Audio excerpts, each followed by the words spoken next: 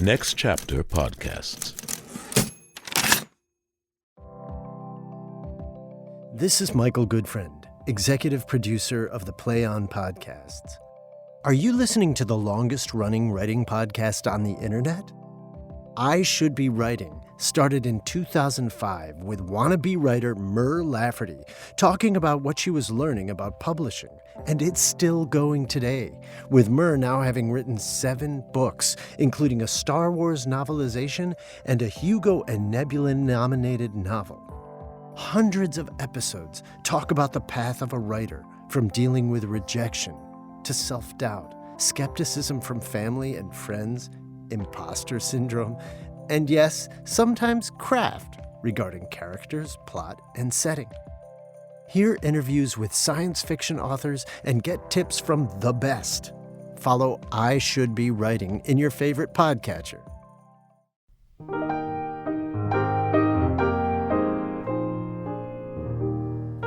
Next Chapter Podcasts presents the Play On podcast series, 12th Night. Episode 4, To the Gates of Hell. For the best listening experience, be sure to use headphones or earbuds. And don't forget, if music be the food of love, play on.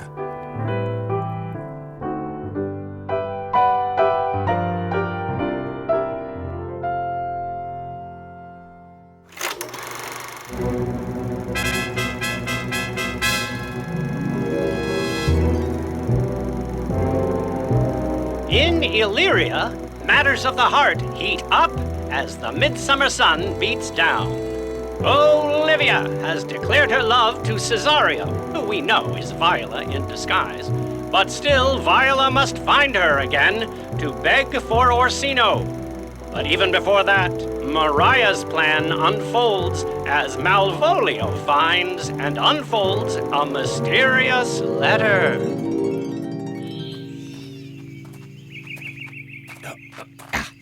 Right this way, Senor Andrew. Yes, I'll come. If I miss a moment of this fun, let me drown in a desert of my own tears. Would you not be glad to have the sanctimonious Weasley mutton muncher come by some memorable humiliation? Oh, if we do not, it is the pity of our lives. Yeah. Here comes the trickster. What news, my little treat? Get thee to a shrubbery. Malvolio's coming down this walk. He has been out back in the sun posing with his own shadow for a half hour. For the love of mockery, observe him, for I know this letter will make a dumbfounded dunderhead of him. Come close. And the native jesting.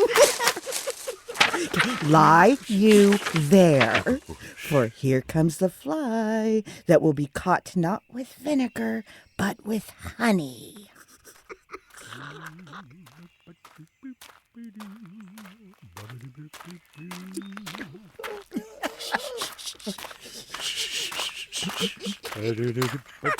Oh, it's only luck. It's all luck. Mariah once told me Olivia is fond of me, and I have heard herself say as much, that if she were to succumb, it would be for one with my attributes. Besides, she treats me with a more dignified respect than anyone else who works for her, and what should I make of that? He's an arrogant parasite. Oh, quiet. Though how he struts as he fans his feathers. Oh, good God, I could so beat the bastard. Quiet, I say. Oh, to be Count Malvolio. Oh, parasite. Pistols, shoot. Look how his daydreaming swells him. Having been 3 months married to her, sitting in my chair of state, For a slingshot to hit him in the eye. calling my officers about me in my quilted velvet gown, having come from a daybed where I have left Olivia sleeping. Fire and brimstone. And then to be appropriately haughty, and after a stern look around at my people, letting them know I know my place, as they should theirs, I asked to see my new uncle, Toby. Chains and shackles! Quiet. Now. 7 of my people, with an obedient jump, go look for him. I frown the while, and maybe wind up my watch or play with my fob. Toby approaches, bows to me. Shall this fellow live? Even if your silence has to be pulled out of you by the rack, be quiet. I extend my hand to him like this, quenching my familiar smile with an austere look of control, And does Toby not then punch you in the mouth? saying, Uncle Toby, my good fortune, having given me your niece, now gives me the right to say, What? You must amend your drunkenness. Ow! Scat! Be patient, or we'll break the bones of our plan. Besides, you waste the treasure of your time with a foolish man, Oh, that's me, I bet you. one Sir Andrew. I knew it was me, for many do call me foolish. Ooh, what business have we here? Now does the mouse spot the cheese. By my life, this is my lady's handwriting. These be her very P's, her U's, her S's, her Y's, and there makes she her very big O's. It is beyond question her handwriting. Her P's, her U's, her S's, her Y's. What's that? To my unknowing beloved, this and my good wishes, her very phrases. Ooh, with your permission, wax, slow, and the stamped image of the Virgin, which she regularly uses to seal her letters. It's from my lady. To whom should this letter be? This one's in lock, stock, and barrel. God knows I love, but who? Lips do not move. No man must know. No man must know. What comes next? Oh, the rhythm changes. No man must know. Could this be you, Malvolio? That's it. I'll stomp you. I may command where I adore, but silence, like the assassin's knife, with bloodless slice my heart does gore. MOAI does rule my life. An impossible riddle. Excellent wench, if I do say so. MOAI does rule my life. No, but first let me see. Oh, what a dish of poison you have served him! With what spirit the rat licks it clean. I may command where I adore. Why, she may command me. I am in her employ. She is my lady. Why, this is perfectly clear. There is no obstacle in this. And the end, what does that alphabetical arrangement suggest? If I could make that resemble something in me. Oh, wait a minute. Moai.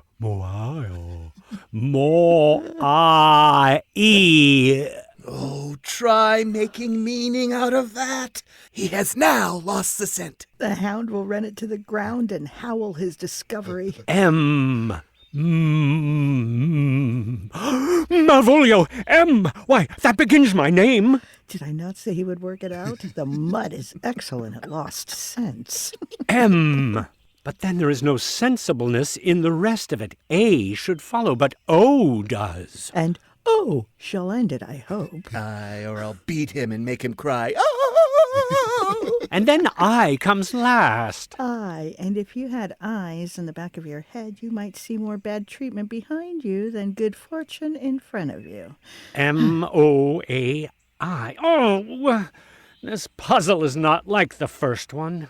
And yet, crush this a little, it would obey me, for every one of these letters are in my name. Oh, wait, here follows prose. If this falls into your hands, chew on it. In my position, I am above you, but be not afraid of greatness. Some are born great, some achieve greatness, and some have greatness thrust upon them. Your fate opens its hand. Let your blood and spirit embrace it, and, to accustom yourself to what you are likely to be, slip off your servile skin and become new. Be contrary with a relative. surly with the servants, share your political views vociferously, be one of a kind. This she advises you that sighs for you. Remember who valued your vital breathing of your prayer.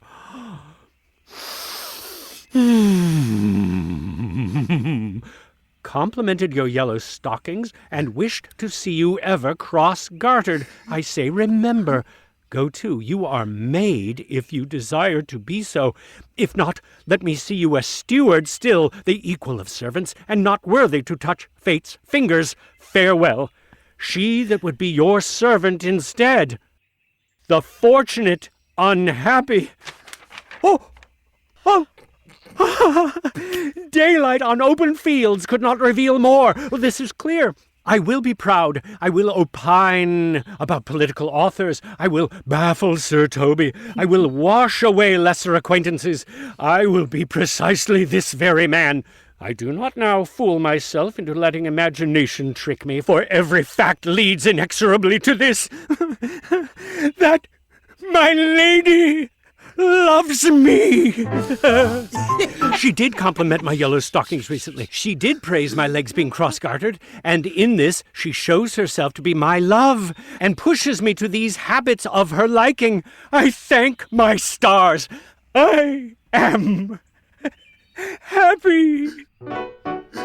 I will be standoffish in yellow stockings and cross-gartered even as fast as I can put them on. God and my stars be praised. Ooh, here is yet a postscript. You cannot choose but to know who I am. If you will consider my love, let it appear in your smiling.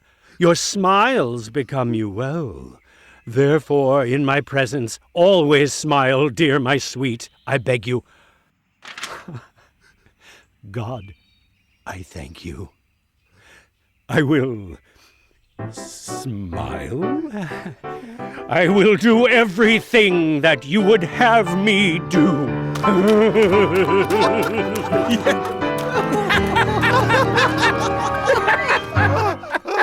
I would not give up my part of this fund for a pension of thousands to be paid by Midas himself. Oh, I could marry this wench for this plan. Oh, so could I too. And ask no other dowry from her but another scheme just like that. Oh, nor me neither. Will you put your foot upon my neck? Or upon mine? Shall I wager my freedom at dice rolling and become your adventured servant? Faithfully, or me too? Why, you have put him in such a dream that when the vision of it leaves him, he will go mad. If you will see the fruits of my labor, come watch his first visit to my lady. He will come to her in yellow stockings, and it's a color she abhors, and cross-gartered, a fashion she detests, and he will smile at her, which will now be so unsuitable to her disposition, being addicted to sorrow as she is, that it cannot but turn him into a thing of notable contempt. If you will see it, follow me. To the gates of hell, you most excellent brainy devil. Faithfully!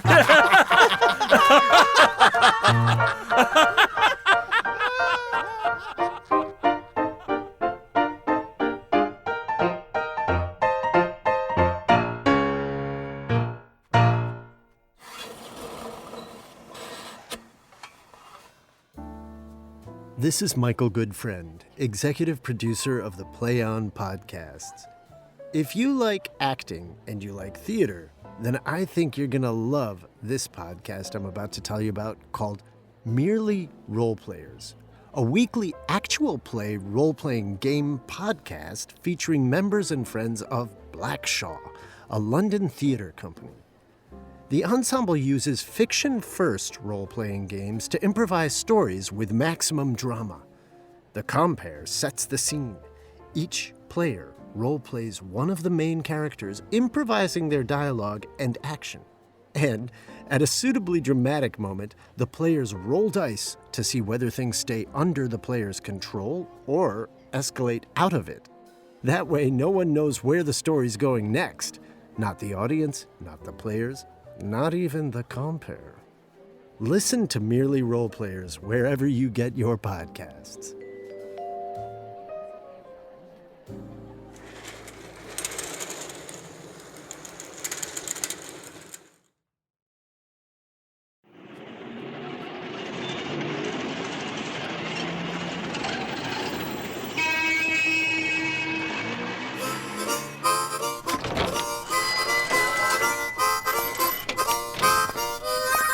Good day to you, friend. And your music? Do you live by your harmonica? No, sir. I do live by the church. Are you a priest? No, sir. No such thing, sir. I do live by the church, for I do live at my house, and my house does stand by the church. So, you may say the king lies by a poor man if a poor man lives near the king. Or, the church stands by your harmonica if your harmonica stands by the church. Oh, you have said it, sir, to see this age. A sentence is but a leather glove to a good wit. How quickly the wrong side may be turned inward. Yes, that's certain. Those that play with words might make their meanings loose. I would therefore my mother had no name, sir. Why, man? Why, sir, her name's a word, and to play with that word might make my mother loose. But indeed, words are very troublemakers, since so few people keep theirs. Is that the fault of the words? Your reason, man. In truth, sir, I cannot explain it without a word, or three. And if I gave you my word, I'd have to take your word that I would get my word back, but then I would have taken the word right out of your mouth, and that doesn't seem sanitary. I swear, you are a merry fellow and care for nothing. Not so, sir. I do care for something, but in my heart of hearts, sir, I do not care for you. If that be to care for nothing, sir, I would it would make you invisible. Are you not the Lady Olivia's fool? No, indeed, sir. The Lady Olivia has no foolishness. She will keep no fool, sir, till she be married. And fools are to husbands as sardines are to herrings. The husband's the bigger. I am indeed not her fool, but her falsifier of words. I saw you recently at the Duke Orsino's. Foolery, sir, does walk about the earth like the sun. It shines everywhere. I think I saw your herring ship there. Yes, and if you jab at me, I'll know more with you. Wait. There's coin for you. Ah, now God in his next shipment of hair send you a beard. I'll tell you truly, I am almost sick for one. Though I would not have it grow on my chin. Is your lady inside? Would not a pair of these have bred, sir? Yes, being kept together and put to use. I would play the good nurse, sir, to bring a Romeo to this Juliet. I understand you, sir. It is well begged. Ah, the amount I hope is not too much, sir. Begging but a beggar. Juliet begged not to be wrongly matched. My lady is inside, sir. I will explain to them where you came from. Who you are and what you want are out of my element. This fellow is wise enough to play the fool. To do that well demands intelligence. He must observe the mood with whom he jokes, the quality of the persons and the time, and like the wild hawk, check every feather that comes before his eye. This is a calling as rich with talent as a wise man's art. For foolishness he wisely shows his best, when wise men leave their foolish brains undressed. Save you, gentlemen. And you, sir, Dieu vous garde, monsieur. et vous aussi, votre serviteur. I hope, sir, you are. And I am yours. Will you encounter within? My niece is desirous you should enter, if your business be with her. I am bound to your niece, sir. I mean, she is the destination of my voyage. Taste your legs, sir. Put them in motion. My legs do better stand under me, sir, than I understand what you mean by bidding me taste my legs. I mean to go, sir. To enter? I will answer you with going and entering. But we are prevented. Most excellent, accomplished lady, the heavens rain flowers upon you. Oh, that youth's a rare messenger. Rain flowers. Well... Drive with me.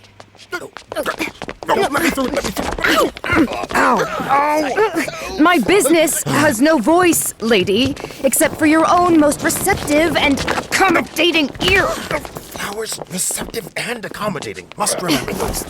Let the door be shut, Uncle, and leave me to my hearing. Oh, that was my seat.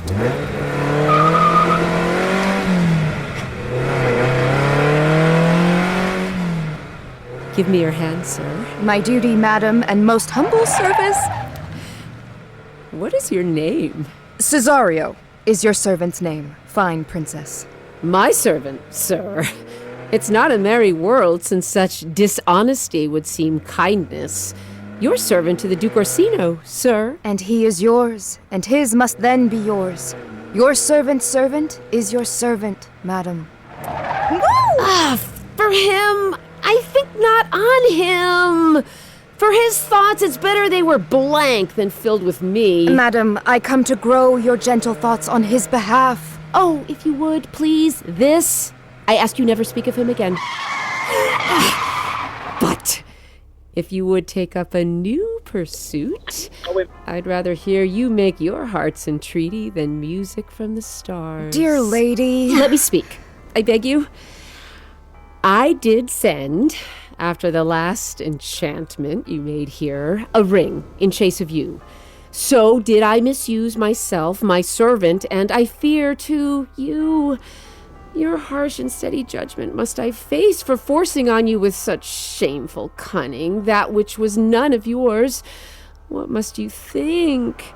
Have you not tied my honor at the stake and taunted it with all the vengeful thoughts a tyrannous heart can think? To one of your perception, enough's been shown.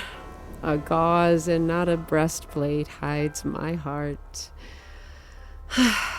So, let me hear you speak. I pity you. That's a step toward love. No, not an inch. For it is common knowledge that often we do pity enemies.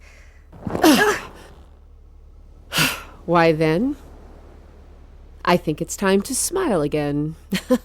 O world, how right the poor are to be proud. If one should be a prey, how much the better to die beneath the lion than the dog. The clock, it scolds me with this waste of time.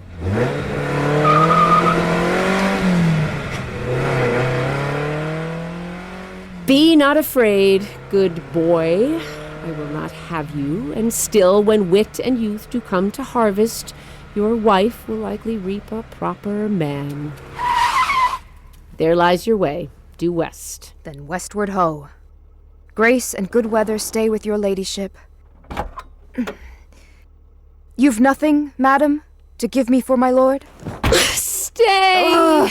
I beg you, tell me what you think of me. That you do think you are not what you are. If I think so, I think the same of you. Then you think right. I am not what I am. I wish you were as I would have you be. Would it be better, madam, than I am? I wish it would, for now I am your fool. Oh, what a heap of scorn looks beautiful in the contempt and anger of his lip. A murderous guilt shows itself no more soon than love that would stay hidden. Love's night is noon.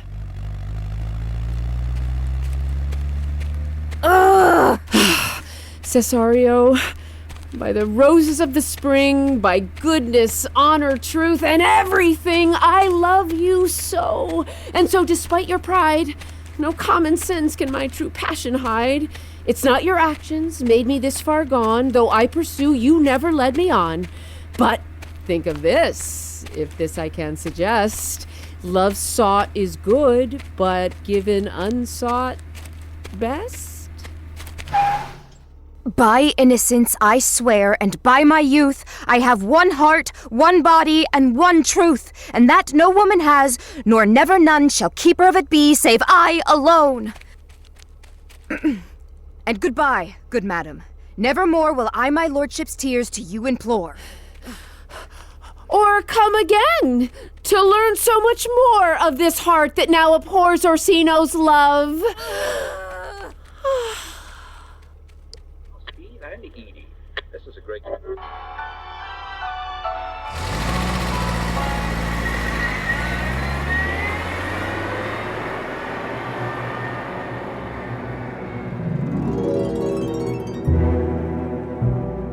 Dear Viola, we will come again to learn so much more about you and everyone.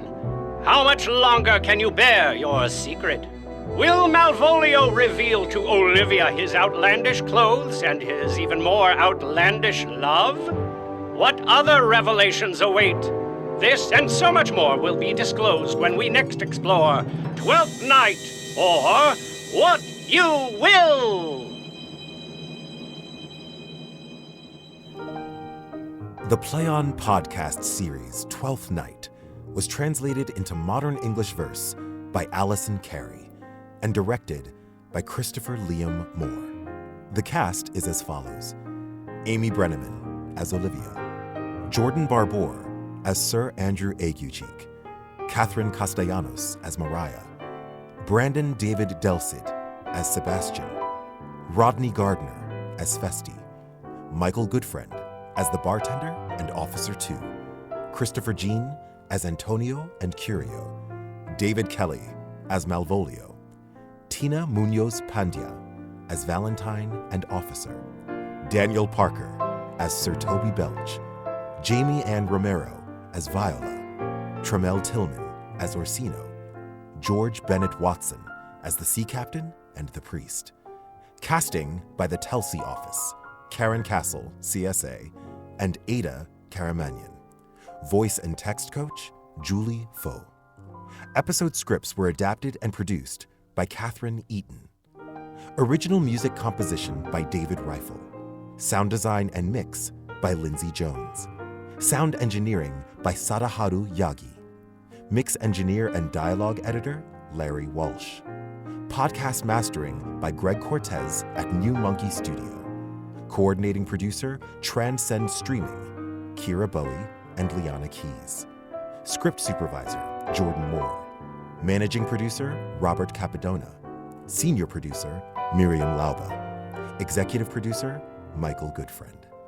The Senior Manager of Business Operations and Partnerships at Next Chapter Podcasts is Sally Cade Holmes. The Play On podcast series 12th Night is produced by Next Chapter Podcasts and is made possible by the generous support of the Hits Foundation. Visit ncpodcasts.com for more about the Play On podcast series. Visit playonshakespeare.org for more about Play On Shakespeare. Hear more about the Play On Shakespeare podcast series by listening to bonus content at ncpodcasts.com, where you'll find interviews with the artists, producers, and engineers who brought it all to life. And remember, if music be the food of love, play on.